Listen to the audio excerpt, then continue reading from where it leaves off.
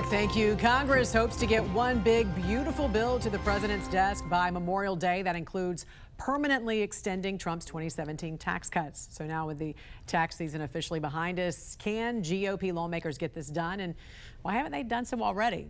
Joining us now to discuss this is the Executive Vice President of the National Taxpayers Union, Brendan Arnold. Good morning, sir. Happy Monday, Good morning. if there is such a thing. Let's start with why most GOP lawmakers are committed to getting this done. How were the 2017 tax cuts a success? Yeah, I mean, it feels like a long time ago, but when you look back at 2018 and 2019, the economy was doing really, really well. Wages were up.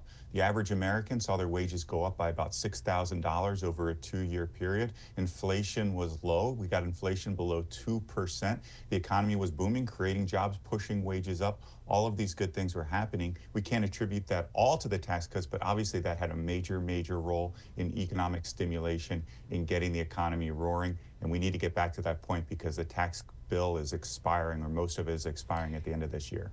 Brandon, give us some of the key policies from the Trump tax cuts set to expire if Congress fails to act.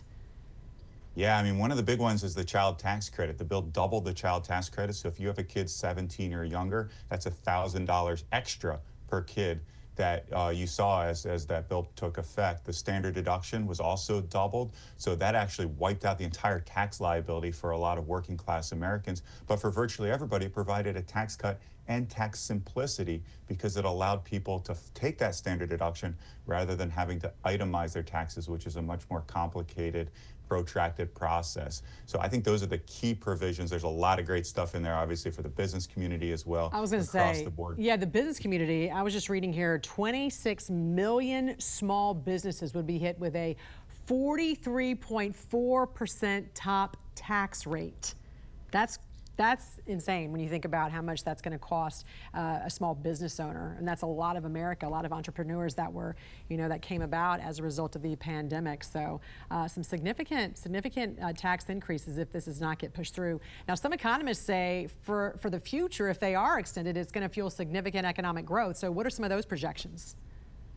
Yeah, I mean, we're talking about hundreds of thousands of jobs. The Tax Foundation says almost 900,000 jobs created if we are able to lock in permanence here for the Tax Cuts and Jobs Act. That's enormous. And with those extra jobs comes, of course, wage increases for people that are continuously employed.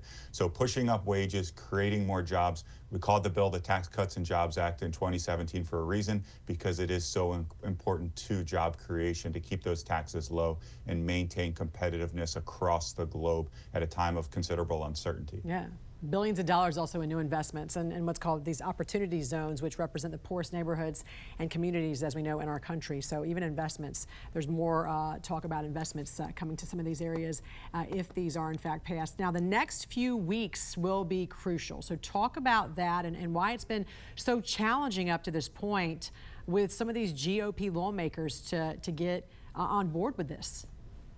Yeah, we see a lot of Republicans pulling this bill in different directions because it does so much. It's not just about taxes, of course. It's about the border. It's about fiscal responsibility. It's about energy independence. So you see some Republicans from high tax states like California, New York, New Jersey, trying to increase the state and local deduction. That really benefits rich people in their state and few other people. So hopefully they're not super successful. You see the fiscal hawks having a huge impact on this debate. We have a $37 trillion national debt now. So we do need to extend these tax cuts, but we can do so in a fiscally responsible way. So we're not adding trillions more to the national debt. I think their voice is going to be very loud throughout this, and thankfully so. Very quickly, I just want to ask you very quickly about that, because wouldn't economic growth cover some of those deficit increases? It would. It would cover some of them, but not all of them. So we need to make responsible reductions to spending at the same time that we're extending good tax policy if we're really going to minimize the deficit impact. Growth will help us, but it's not going to get us all the way there. Also, talk a little bit about how this pro-growth tax cuts, why this is the best way to stabilize the economy.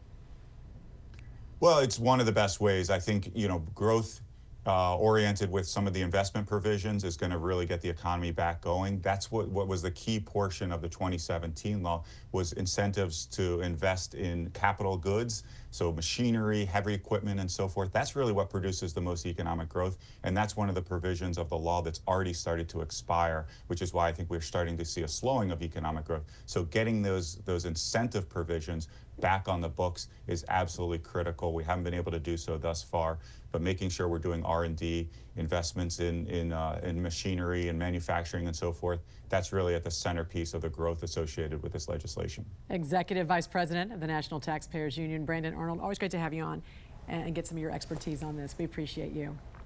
Thanks, Jim. Thank you.